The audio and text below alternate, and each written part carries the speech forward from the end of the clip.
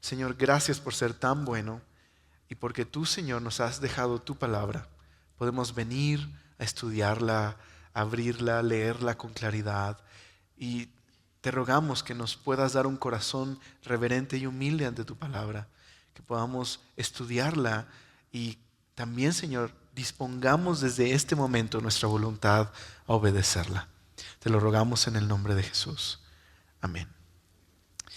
La carta a los Efesios ha sido una carta maravillosa. Ha sido una gran bendición poder estudiar juntos esta palabra y esta carta. Y la verdad es que Pablo nos ha llevado a lugares muy altos. Pero ahora, a partir del capítulo 4, Pablo comienza a llevarnos a la parte práctica de todo lo que él ha estado enseñando en estos 3 capítulos. Y bueno, todo el capítulo 4 es un capítulo que trata acerca de la unidad y la diversidad en la iglesia. Pero para tratar de conectar lo que vimos la semana pasada, los 6 primeros versículos, junto con lo que hemos estado aprendiendo durante varias semanas, ¿cuál ha sido el tema global de esta carta? Bueno, durante 3 capítulos, capítulo 1, 2 y 3, Pablo ha descrito algo muy importante. Ha estado desarrollando el propósito eterno de Dios en la historia. ¿Y cuál es ese propósito? Bueno, Dios ha obrado este propósito a través de la muerte y resurrección de Cristo, que ha perdonado el pecado y ha creado una nueva humanidad, una nueva sociedad. ¿Recuerdas? La iglesia, que está compuesta de gentiles y de judíos. Eso es lo que Dios ha hecho. Es un plan que Él ya había establecido de antemano, desde la eternidad. El misterio de Dios. Que Pablo tiene tanta claridad de este misterio como lo explico en el capítulo 3. Pero que ahora se ha revelado por su Espíritu a los profetas y apóstoles del Nuevo Testamento como a su iglesia. Y esa revelación es que de judíos y gentiles Dios ha hecho una comunidad, su familia. Eso es lo que ha estado enseñando durante 3 capítulos.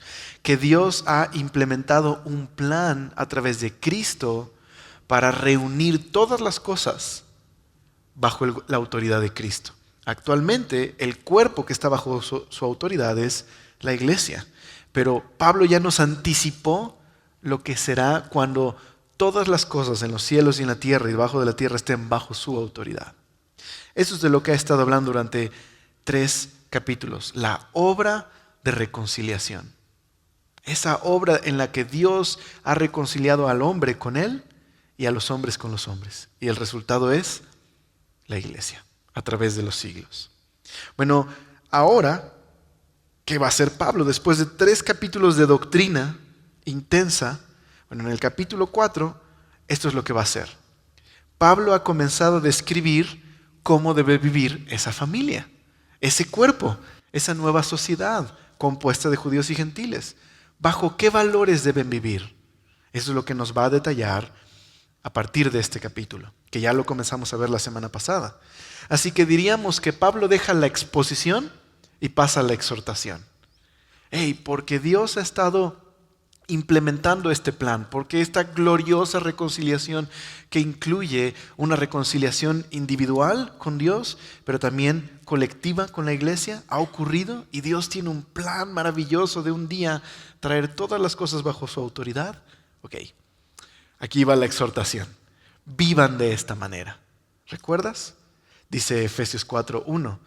Yo pues, preso en el Señor, dice que les ruega que vivan una vida que refleje el llamado que habían recibido del Señor. Entonces, eso es lo que Pablo está haciendo.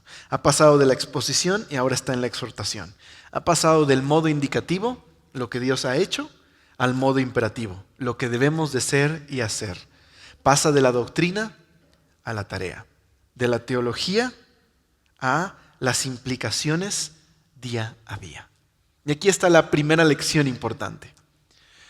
La teología, la doctrina, la exposición bíblica es necesaria, es importante, porque es lo que nos va a mover a la manera correcta en la que debemos vivir. No podemos desligarla. Muchas veces como cristianos estamos tan preocupados en cómo vivir que no nos damos cuenta que necesitamos primero entender qué ha hecho el Señor. Y así es con la fe cristiana. La fe cristiana no es un montón de reglas que nos dicen, ok, vive de esta manera y alcanzarás el cielo. La fe cristiana es una exposición de lo que Dios ha hecho por nosotros y cómo deberíamos responder a lo que Dios ha hecho. Y Pablo acostumbra a hacer esto. 3 capítulos de doctrina, Efesios 1, 2 y 3, y luego 3 capítulos de exhortación.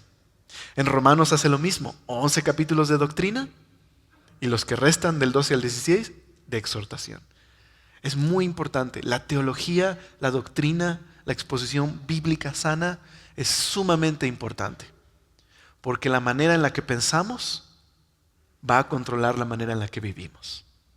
Así que en una época donde no nos gusta mucho de pronto la palabra doctrina, porque suena, eso suena muy difícil, ¿no? Doctrina, ¿no?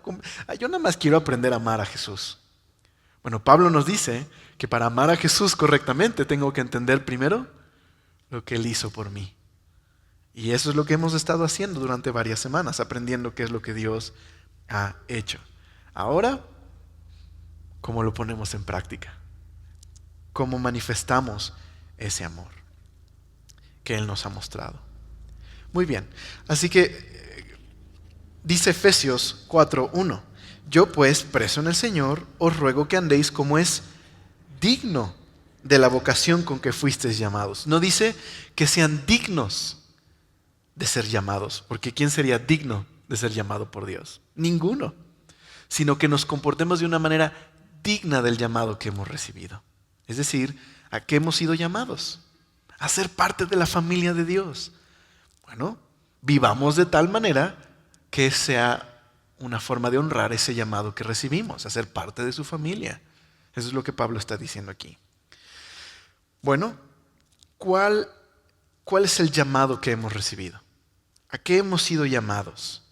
Bueno, 2 cosas importantes que creo que tenemos que puntualizar. Número 1, hemos sido llamados a ser parte de la familia de Dios. Ese es el primer llamado, de acuerdo al contexto que estamos estudiando. Vimos que Dios nos ha reconciliado y ha hecho de nosotros un pueblo especial, una nueva humanidad. Diríamos una comunidad, no del anillo, ese es de la película, una comunidad internacional. A lo mejor el día de hoy ya no vemos esas diferencias entre judío y gentil como lo era en ese momento, pero sí podemos ver que hemos sido llamados de todos los contextos, de todas las épocas, ¿verdad? De cualquier lugar posible hemos sido llamados, y aquí estamos en Semilla, por ejemplo, formando la iglesia, como en cualquier parte del mundo. Entonces, fuimos llamados a ser una familia única, la familia de Dios.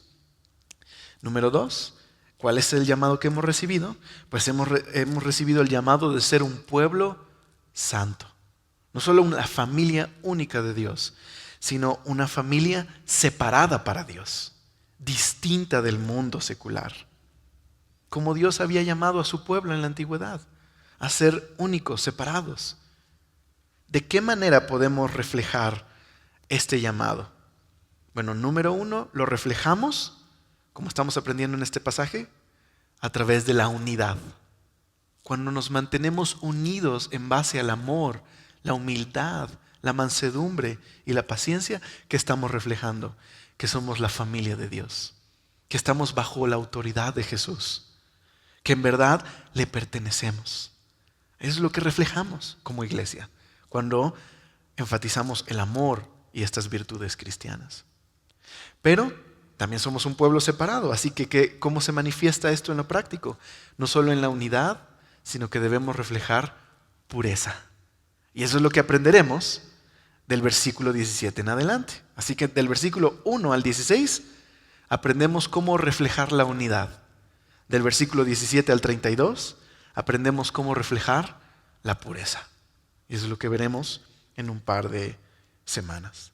Hemos sido llamados a ser la familia de Dios y a ser una familia separada para Dios. Y eso se manifiesta en la unidad y en la pureza. Ok.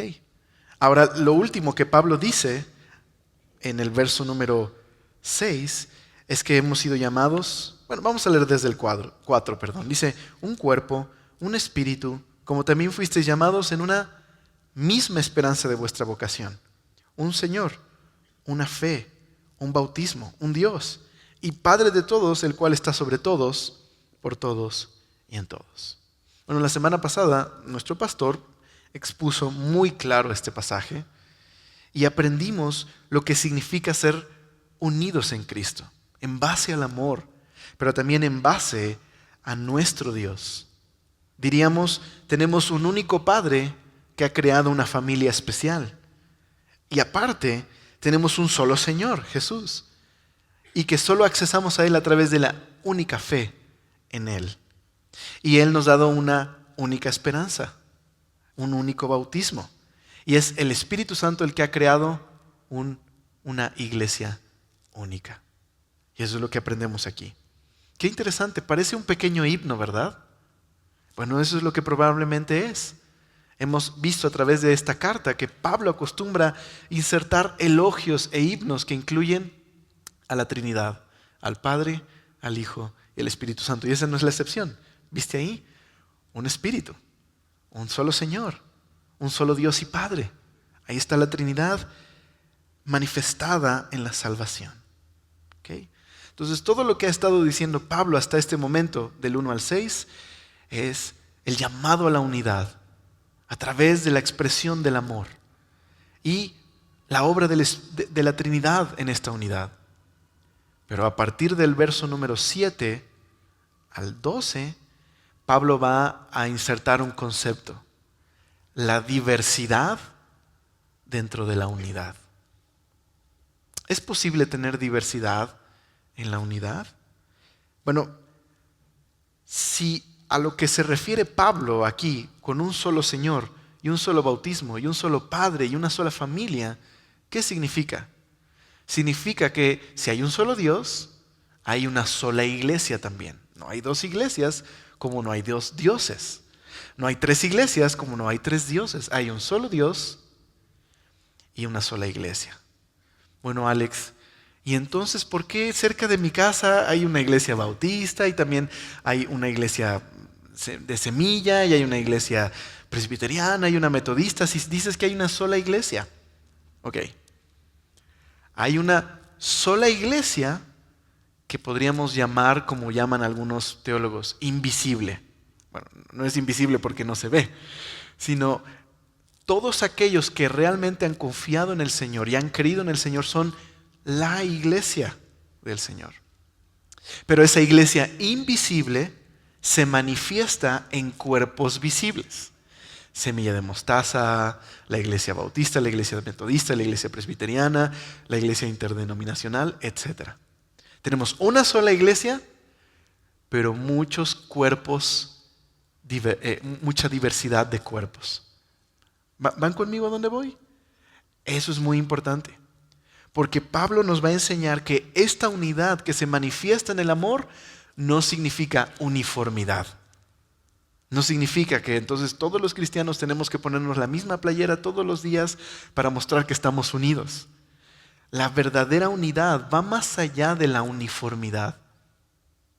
Es una unidad espiritual y está sostenida por el amor y la humildad. Así que hay espacio, diríamos, para diferentes tradiciones, diferentes denominaciones, diferentes expresiones de un solo cuerpo, de una sola iglesia que tiene a un solo Padre.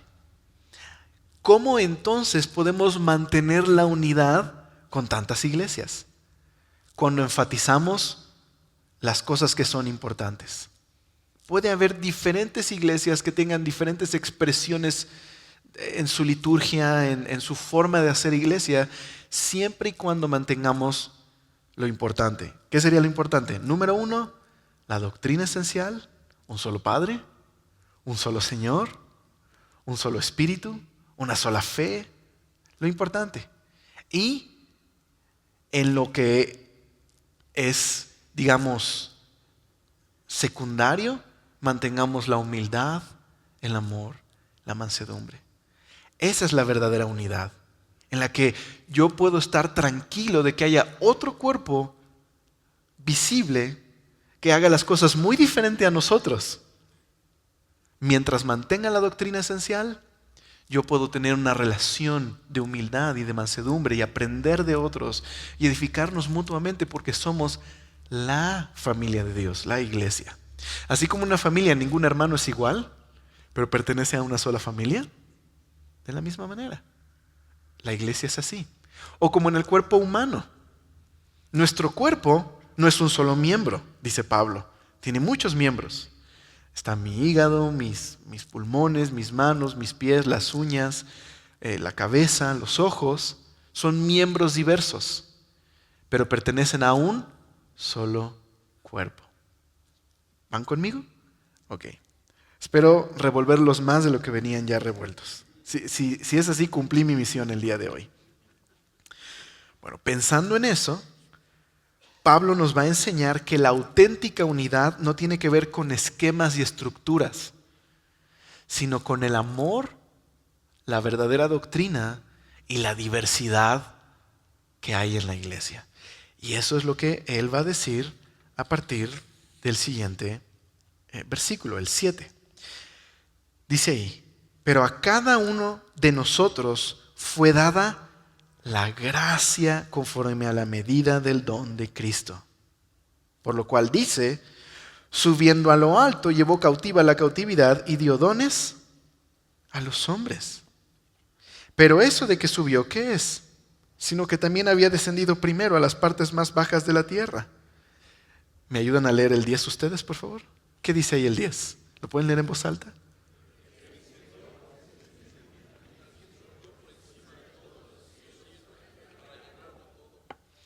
Se oyeron muy bonitos.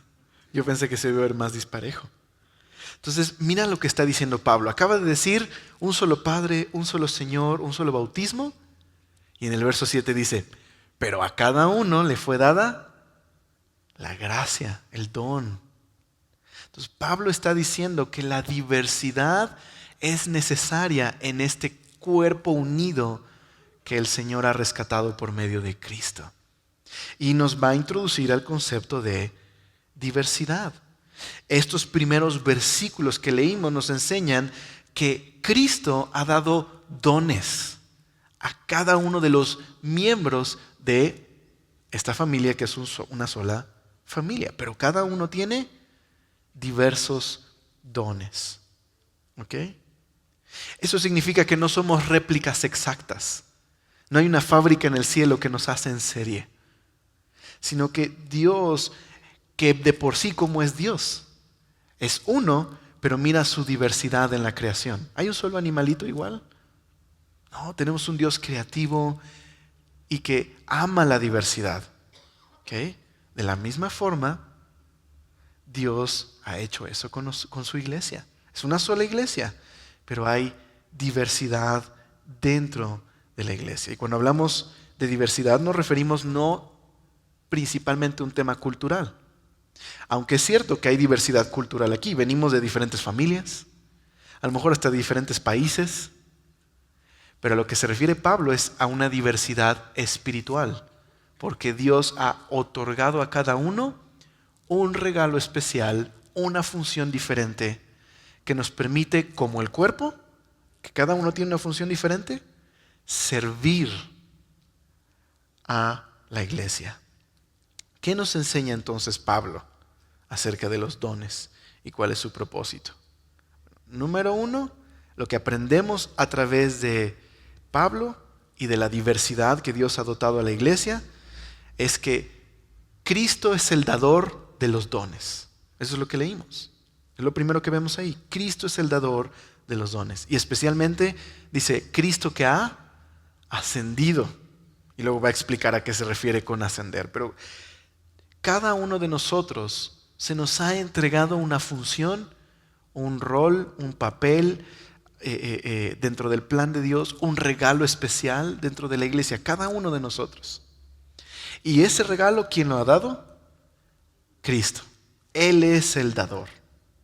Ahora, más adelante veremos que Pablo habla específicamente de un par de regalos que Dios ha otorgado a la iglesia.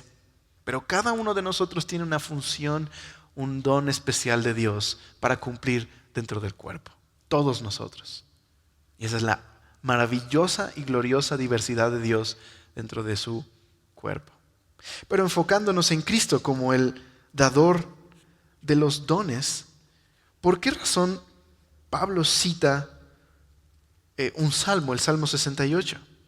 Dice que los dones fueron dados conforme a la medida de su don. Dice esta gracia conforme a la medida del don de Cristo.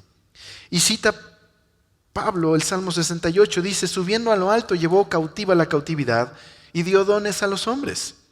Y luego trata de explicar un poquito a qué se refiere. Ok, este salmo, el Salmo 68, es un salmo de victoria. El pueblo de Dios estaba clamando a Dios para que Dios interviniera y los rescatara y les diera victoria y libertad como lo había hecho en el pasado. Y por eso hace alusiones a muchas cosas en la historia de Israel, al éxodo, a la marcha de Israel del monte Sinaí, donde recibieron la ley, hasta el monte Sión, que es Jerusalén. Es un salmo de victoria. Es como cuando Dios les dio las instrucciones y la ley en el monte Sinaí y el arca del pacto. Y ellos triunfaron durante todo el peregrinaje en el desierto hasta llegar a Jerusalén, la tierra prometida, y se establecieron ahí. Y Dios les dio paz. Realmente fue una marcha triunfal de Dios. ¿Por qué está Pablo aplicando este salmo a Jesús? ¿Qué nos querrá decir? Nos quiere decir que lo que hizo Cristo al morir en la cruz y resucitar fue una marcha de un general victorioso. En este caso, cuando Cristo murió y resucitó, venció al pecado, a la muerte y al infierno. Y a los que se llevó cautivos fueron a todos los principados y potestades de maldad. Y lo que hizo Cristo fue triunfar al marchar desde la tierra hacia el cielo como un general victorioso. Y entonces entregó el botín de su conquista, dones a la iglesia. Eso es lo que está diciendo aquí Pablo. Ahora esto es interesante, porque este salmo que yo les leí es un salmo que se usaba en el día de Pentecostés para hablar de la victoria de Dios.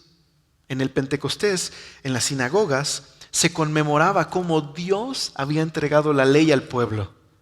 Y se usaba este salmo. Qué interesante. Es como si Pablo dijera, así como Dios le dio a Moisés la ley y Moisés se la dio al pueblo, Dios le dio el Espíritu Santo a Jesús y Jesús se lo entregó a su pueblo.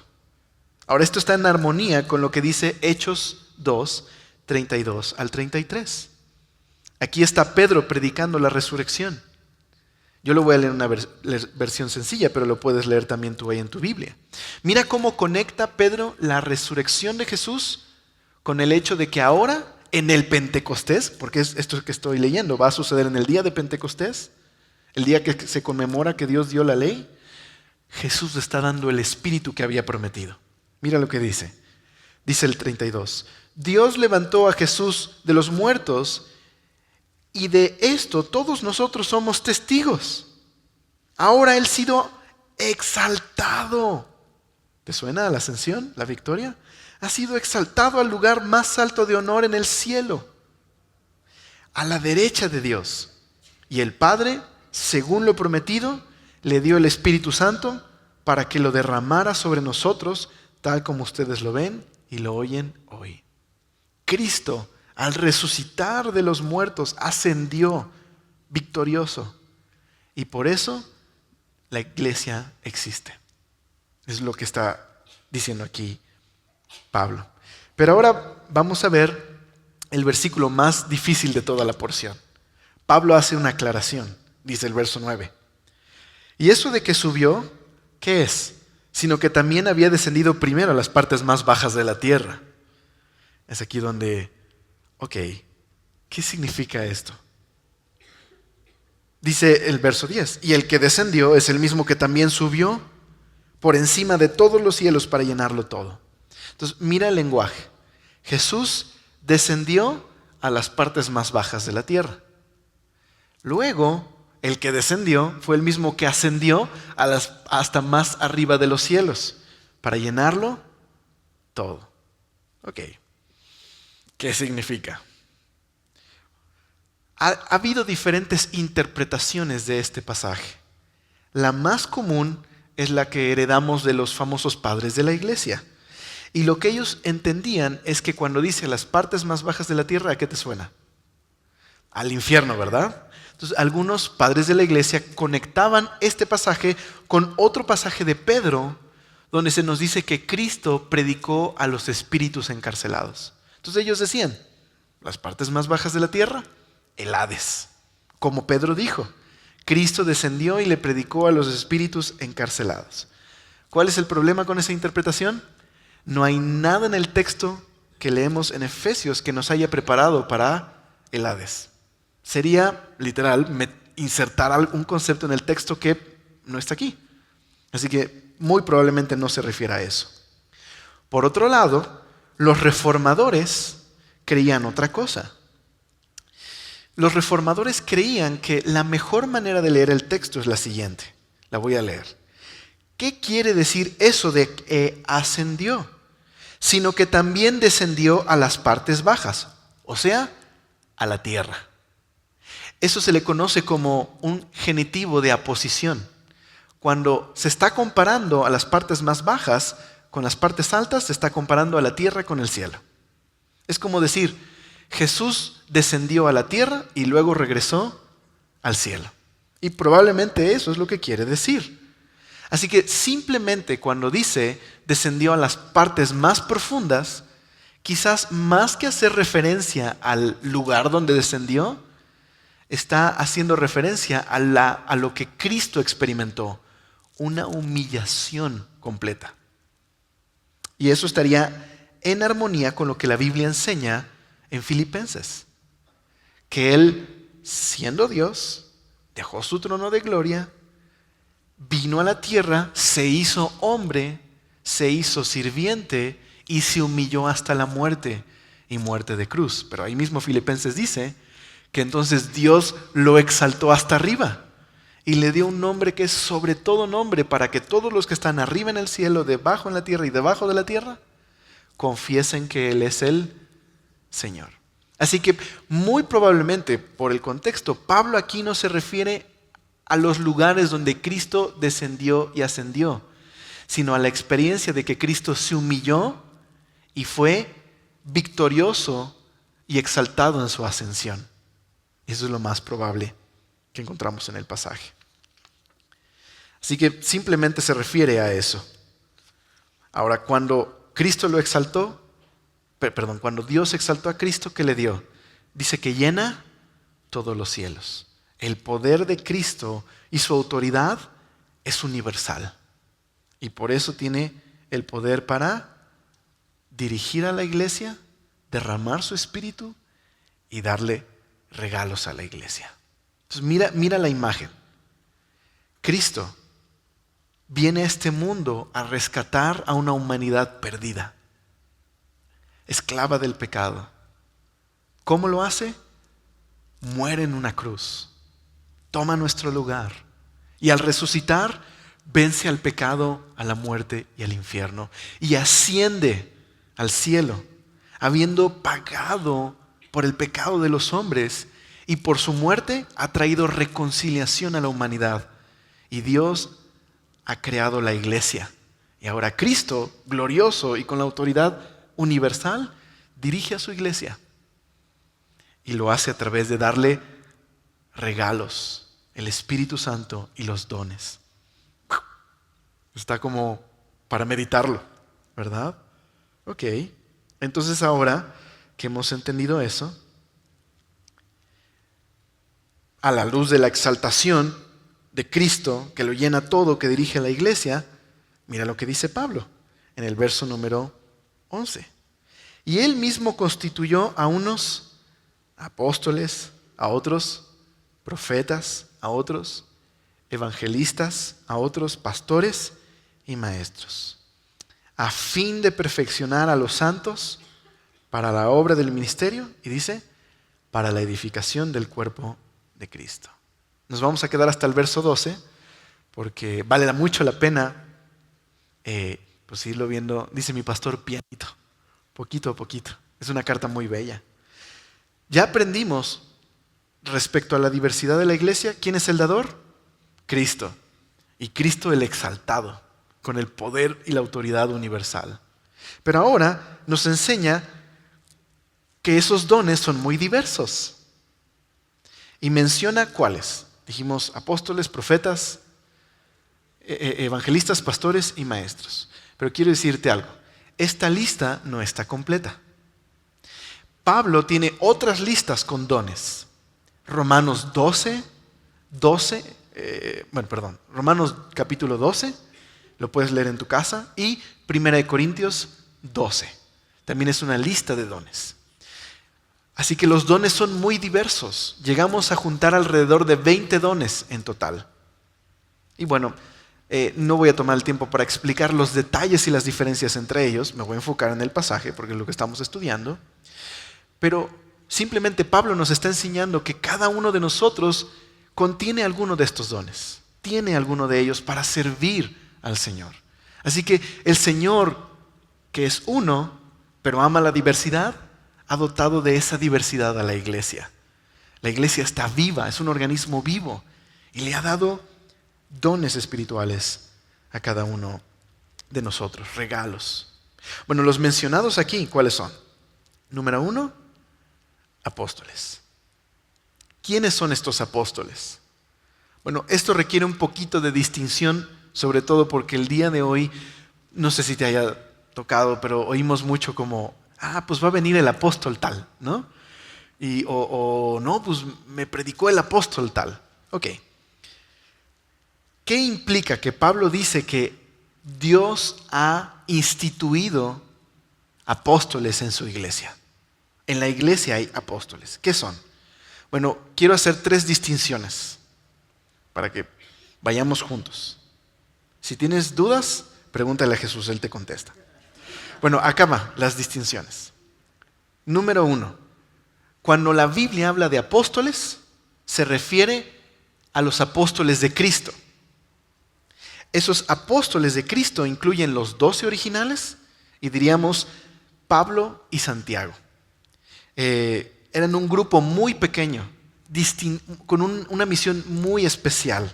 Ellos habían sido autorizados personalmente por Jesús y habían visto la resurrección de Jesús, eran testigos de la resurrección de Jesús. Y este grupo tenía esa función especial. ¿Cuál era su función? Ellos eran un fundamento para la iglesia y lo que llamaríamos un órgano de revelación. Ellos estaban encargados de dirigir a la iglesia y transmitir el mensaje de Jesús especialmente. Eran los apóstoles de Cristo. En este sentido, ya no hay apóstoles. No existen más. ¿Por qué? Pues por obvias razones. Ya no hay apóstoles que puedan ver la resurrección tal y como ocurrió en ese momento. Y ya no hay ningún órgano de revelación. ¿Por qué? Pues porque ya tenemos todo lo que necesitamos de los apóstoles en el Nuevo Testamento. Entonces no hay más apóstoles en el sentido de ser un fundamento para la iglesia. No tienen reemplazo su autoridad. Y eso es muy importante. Nadie puede clamar tener la autoridad de los apóstoles originales. Y si alguien se atreve a clamar tener esa autoridad en él, es un falso maestro. Pero entonces, ¿nadie continuó la tarea de los apóstoles? Claro que sí. Había sucesores de los apóstoles que recibieron una sucesión apostólica. Ahora, este concepto de sucesión apostólica es un poquito complicado de explicar ahorita. Pero era la idea de que si tú podías rastrear tu ordenación, algún apóstol tenías autoridad, digamos. Supongamos que han pasado 6 generaciones. Y entonces, bueno, ¿y tú qué iglesia pastoreas? No, pues yo pastoreo la iglesia de, supongamos, Éfeso. Oye, ¿y quién te ordenó? Pues me ordenó Cristófanes. Ay, ¿y a Cristófanes quién lo ordenó? No, pues Virgilio. Ay, no tiene nada que ver, ¿no? El poeta ahí. Por dar un nombre. Pero de pronto podemos rastrearlo hasta Pedro. Entonces tú sí tienes autoridad. Lo cual yo creo eso ha creado muchos problemas y es una versión distorsionada de lo que la Biblia enseña. ¿Cuál es entonces la verdadera sucesión apostólica? Acá está. Si enseñamos el Nuevo Testamento, la enseñanza de los apóstoles, ya tenemos toda la autoridad de los apóstoles. ¿Sí me explico? No es mi autoridad, estoy enseñando lo que Pedro y Pablo enseñaron. Eso es la verdadera sucesión apostólica. Pero en un momentito más voy a aclarar un poquito más. Número 2. Ya hicimos la primera distinción. Número 2. Hay otro tipo de apóstoles en el Nuevo Testamento que no son los 12 originales. ¿Quiénes son? Son todos los que los apóstoles enviaron o la iglesia envió con una misión especial. Llamaríamos misioneros, comisionados especiales. Epafrodito era un enviado de la iglesia de los filipenses, era un apóstol en ese sentido, porque la palabra apóstol simplemente significa enviado. Así que el día de hoy hay apóstoles de esa manera. Aquellos que son misioneros, a lo mejor tienen la tarea especial de plantar una iglesia, que pueden supervisar algunas iglesias, son apóstoles modernos. Pero ojo, su posición no es jerárquica. No están, como son apóstol, ellos son los primeros y luego vienen los profetas y luego vienen los pastores y maestros. No es jerárquico ese orden. Es un don, una comisión especial para una tarea especial, como un misionero. Nada más. ¿Okay? No hay autoridad como los apóstoles, excepto esto. ¿Okay? Nada más. Y en tercer lugar, podrías decir que cada cristiano es un apóstol. ¿En qué sentido? Bueno, Jesús dijo: ciertamente les aseguro que ningún siervo es más que su amo y ningún mensajero es más que el que le envió. Así que todo cristiano, en el lugar en el que está, sirve a Dios y es un embajador de Jesús, a su familia, a sus amigos y en su trabajo. En ese sentido, pues hay muchísimos apóstoles, ¿verdad? Ahora, claro, no estoy diciendo que todos tienen el ministerio de apóstol, como lo mencioné, como misioneros. Solo digo que todos tienen la tarea de ser mensajeros de Jesús al final. Muy bien. Lo que sigue es muy sencillo después de haber pasado esto. Profetas. Ok. ¿Qué onda con los profetas? Muy bien. Como ya hice la distinción de los apóstoles, va a ser muy sencillo. En el mismo sentido que no hay apóstoles como los originales, no hay profetas como los originales tampoco.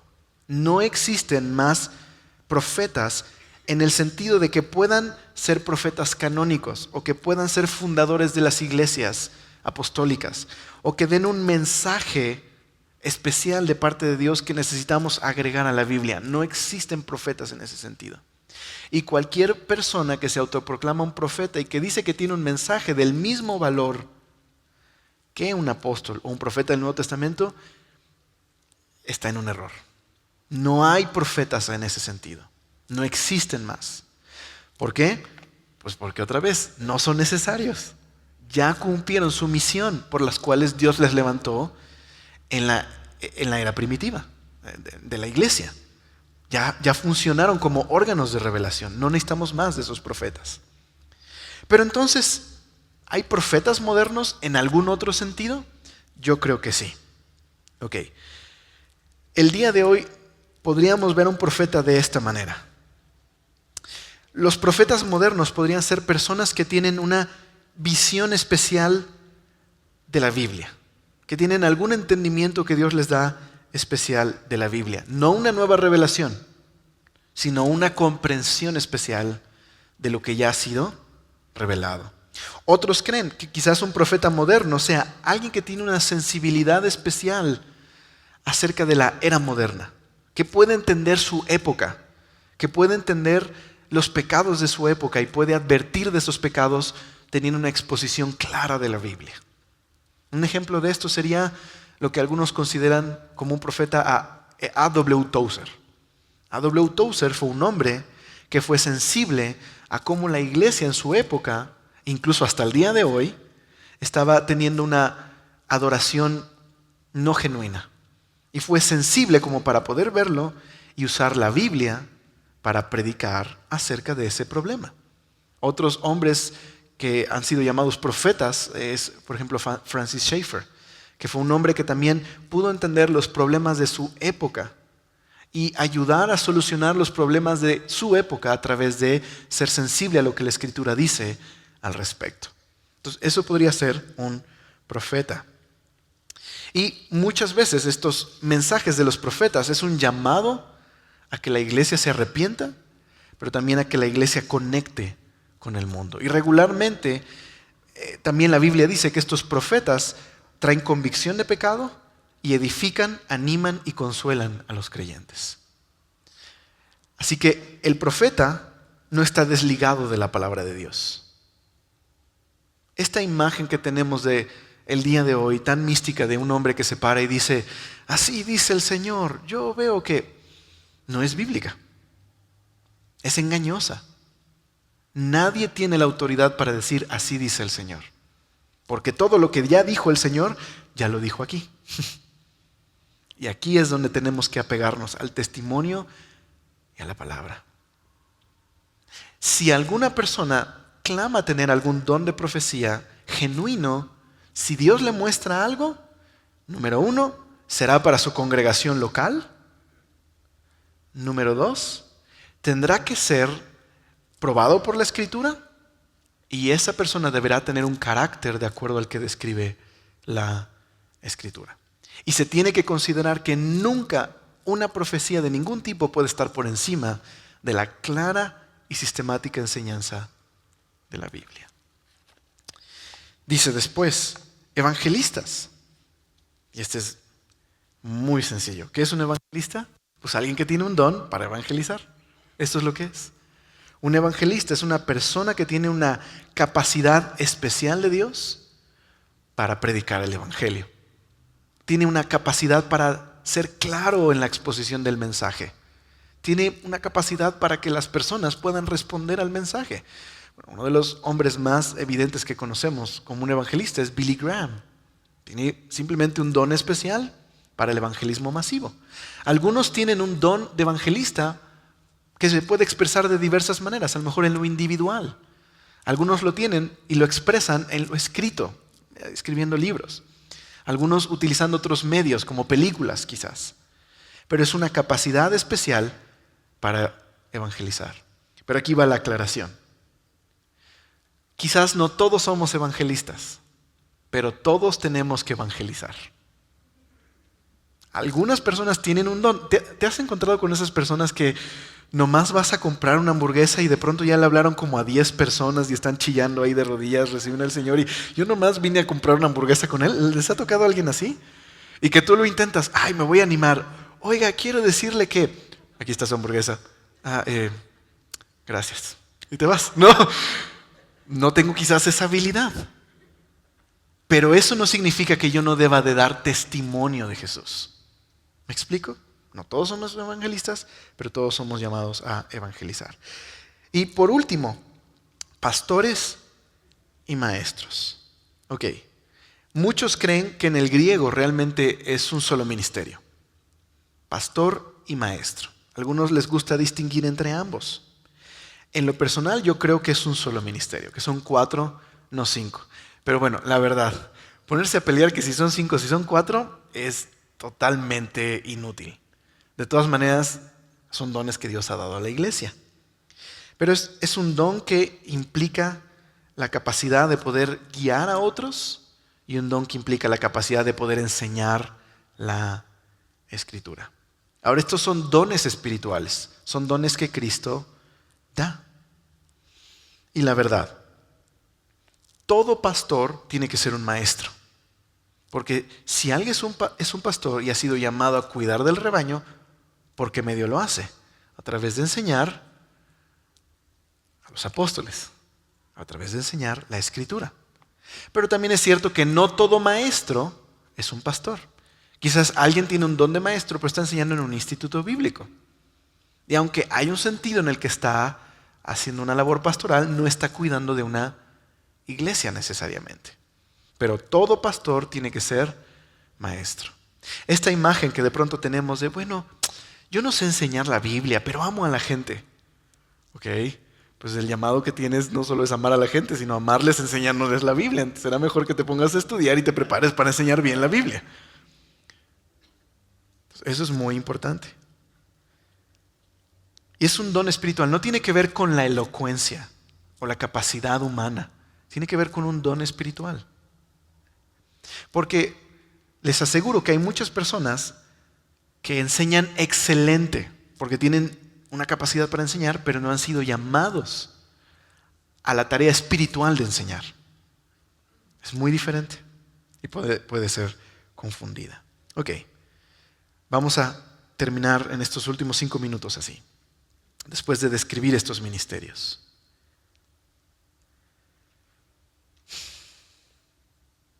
Quiero terminar enfatizando 3 cosas. Pablo hace una lista de dones aquí.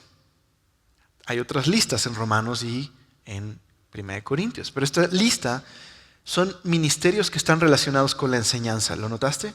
Todos estos, el apóstol, el maestro, el pastor, el evangelista, el profeta, todo está ligado a la enseñanza bíblica.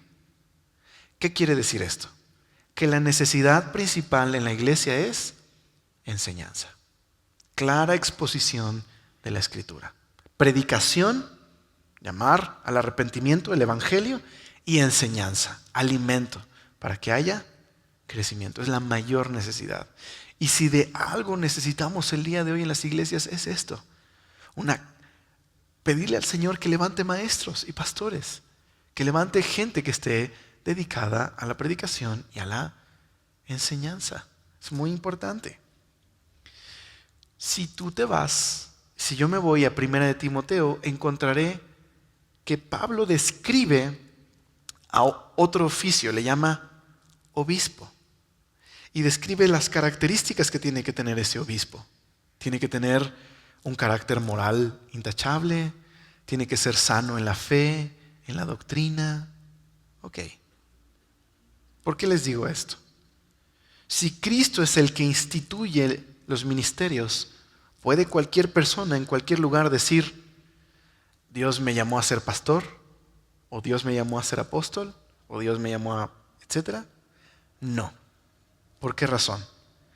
Porque Pablo describe aquí los dones, pero Pablo en 1 de Timoteo describe las cualidades de carácter que tiene que tener la persona que tiene esos dones.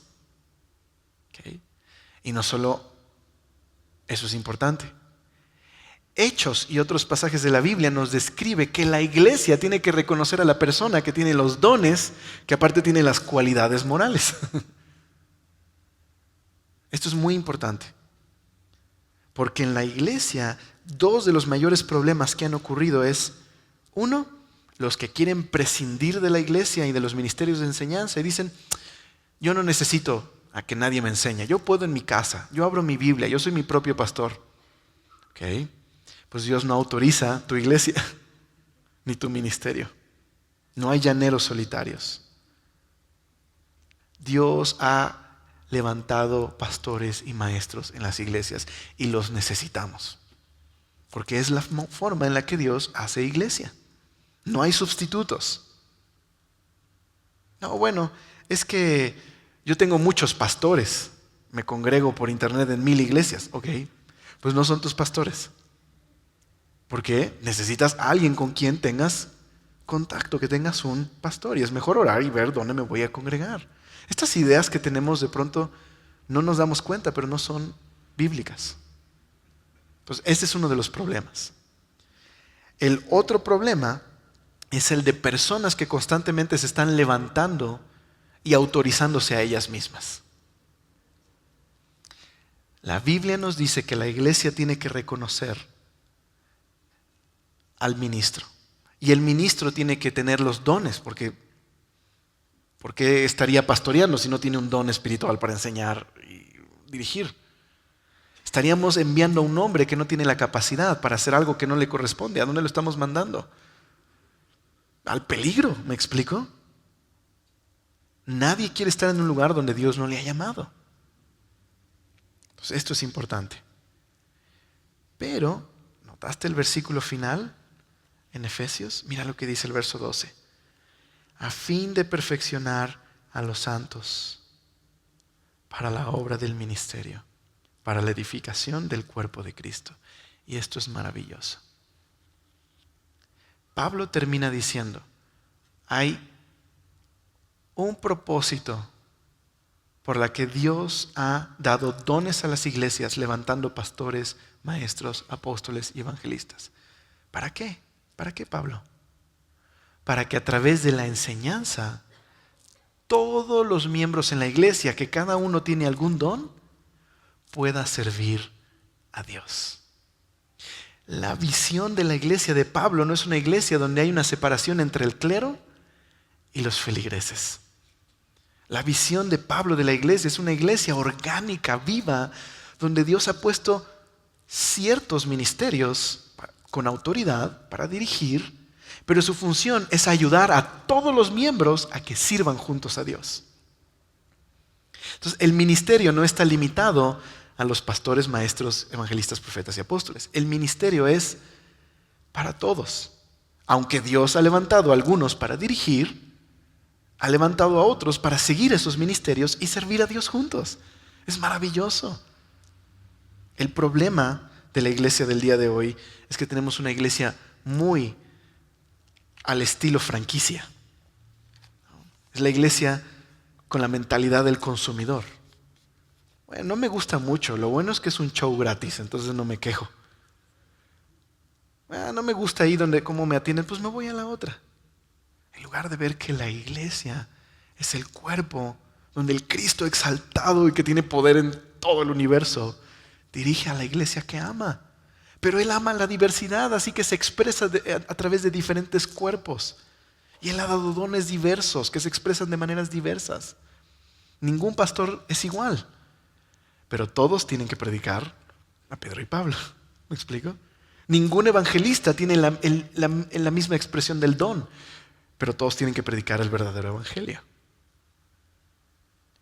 Y toda iglesia tiene miembros con dones para ir sirviendo a Dios y dice ahí, edificándose mutuamente. Dios no quiere que tú y yo estemos pasivos en la iglesia. Dios te ha dado algo. Yo no lo sé. Y si fuera profeta no te lo diría tampoco, a menos que me prometieras unos chocolates. No es cierto. No funciona así. Ojalá y funcionara así, agarrando la bolita de billar y aquí el sensor. Tú tienes el don de... No funciona así. No sirve así. Tienes que pedirle al Señor que te muestre a qué te ha llamado. Pero todos nosotros tenemos que estar juntos en la iglesia. Checa las listas, Romanos 12, 1 Corintios 12 y Efesios. Y ve lo que Dios te ha llamado a hacer. ¿Y me dejan dejarles una tarea? ¿Por qué no leen el resto del pasaje en casa y se preparan para la siguiente semana? Y pidan esto del Señor en la semana. Señor, ¿cómo puedo involucrarme más en la iglesia? ¿De qué manera me has llamado a servir a otros? Porque siempre el propósito es servir a los demás. Vamos a orar. Señor, gracias por ser tan bueno. Gracias por enseñarnos tanto a través de tu palabra. Y gracias, Señor, porque tú nos has llamado no para vivir para nosotros mismos, sino para servir a otros. Y eso queremos hacer, Señor. Por favor, muéstranos las maneras en las que tú quieres que sirvamos a los demás. Y ayúdanos a entender que la iglesia funciona de acuerdo a tus reglas, Señor, porque es tu iglesia. Y perdónanos por tener una mentalidad de consumidor donde todo el tiempo queremos ajustar las cosas a como pensamos nosotros que tiene que ser. Y Señor, tú sabes que estamos limitados por nuestra visión. Seguro nos equivocamos muchas veces. Ayúdanos a simplemente buscar obedecerte y confiar en tu dirección y saber que tú haces las cosas de diversas maneras, Señor. Que podamos tener humildad y amor hacia los demás, Señor. Te pedimos esto en el nombre de Jesús. Amén.